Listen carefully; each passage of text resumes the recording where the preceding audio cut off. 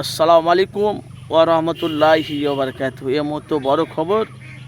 আপনারা জানেন যে আমি মানুষের কাছে বাস্তবগুলো কিছু তুলে ধরি।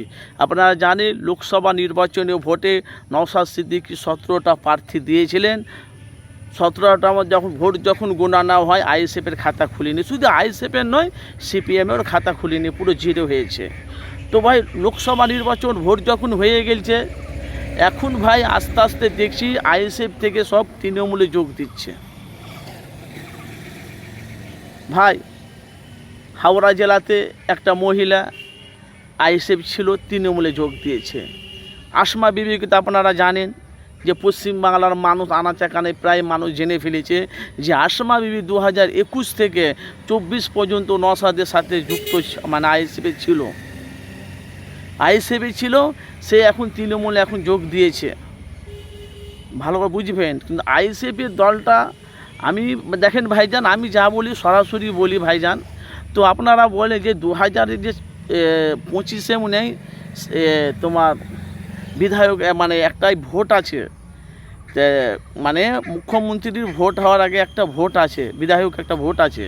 তো যাই হোক, তো আমি যে বলতে চাই যে মুখ্যমন্ত্রীর যে ভোটটা আছে 2026-এ, ভালো করে বুঝবেন কথাগুলো, আমার মনোযোগ দিয়ে শুনবেন ভাই। বাংলাতে অনেক মানুষ বলছে আইএসএফের দলটা বাংলা থেকে মুছে যাবে, প্লাস কিছু মানুষ তারা বলছে বাংলাতে আইএসএফের দলটা থেকে যাবে।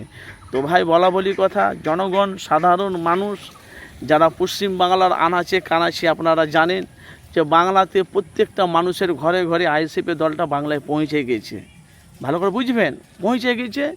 এখন সব প্রায় মানুষ বলছে 2026 আসার আগে আইএসএফের দলটা বাংলায় থাকবে না। আবার কে বলছে বাংলা থেকে মুছে যাবে, কে বলছে বাংলাতে আরও আইএসএফের দলটা বেড়ে যাবে।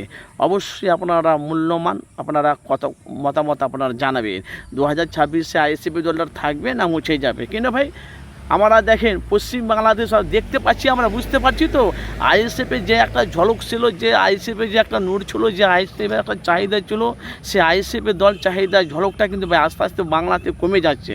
এই জন্য সাধারণ মানুষ হচ্ছে আইএসএফের দলটা 2026-এ মানে থাকবে না। তো আপনাদের মতামত কি? কমেন্ট বক্স অবশ্যই মতামত জানাবে। আইএসএফের দলটা বাংলায় আরও বেড়ে যাবে কি? অবশ্যই আপনারা মূল্যবান কমেন্ট বক্সে মতামত জানাবেন। 2026 আইএসএফ দল থাকবে না, মুছে যাবে না থাকবে, এটা আপনারা কমেন্ট বক্সে অবশ্যই আপনারা মূল্যবান আপনারা কমেন্ট বক্সে মতামত জানাবেন। যেহেতু বাংলাতে দেখতে পাচ্ছি ভাইজান, ভাঙড় এলাকাতে, ক্যানিংয়ে, এদিকে সব এলাকা যেখানে নওশাদ সিদ্দিকী এমএলএ হয়েছে, ওদিকের মানুষ কিন্তু নওশাদকে চাইছে। কিন্তু এখন দেখতে পাইছি অনেক জায়গাতে তারা নওশাদের কাছ থেকে তারা দূরে সরে যেতে, এখন বেশিরভাগ সবে তৃণমূলকে তারা সাপোর্ট করছে। ভাই এর রহস্যটা কি? আপনারা মূল্যবান আপনারা কমেন্ট বক্সে মতামত জানাবেন।